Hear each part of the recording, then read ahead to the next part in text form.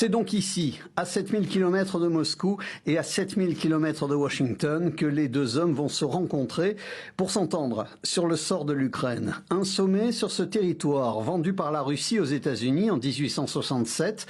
Dans cette base militaire, où l'atterrissage des deux avions présidentiels sera assuré dans une sécurité optimale, et dans des bâtiments à l'écart de toute manifestation éventuelle.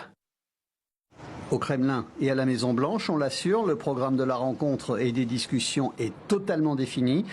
Il ne manquait plus que les déclarations d'intention. Pour la première fois ce jeudi, devant la délégation en partance pour l'Alaska, Vladimir Poutine évoquait le sommet. L'administration américaine, comme chacun le sait, déploie des efforts très vigoureux et sincères pour mettre fin aux hostilités, sortir de la crise et parvenir à des accords qui servent les intérêts de toutes les parties impliquées dans ce conflit. Côté américain, quelques heures avant, la déclaration est moins mesurée. Y aura-t-il des conséquences si Vladimir Poutine n'accepte pas d'arrêter la guerre après votre rencontre ? Oui, il y en aura. Quelles seront les conséquences ? Je n'ai pas à le dire, des conséquences très sévères.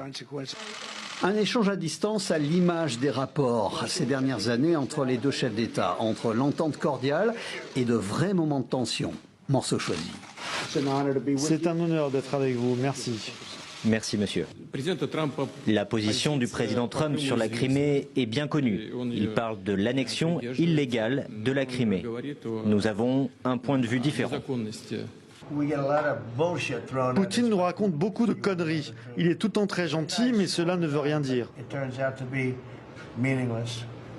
Une incertitude à l'image de la dernière déclaration de Donald Trump. Le président américain estime à 25% le risque d'échec de ce sommet d'Anchorage.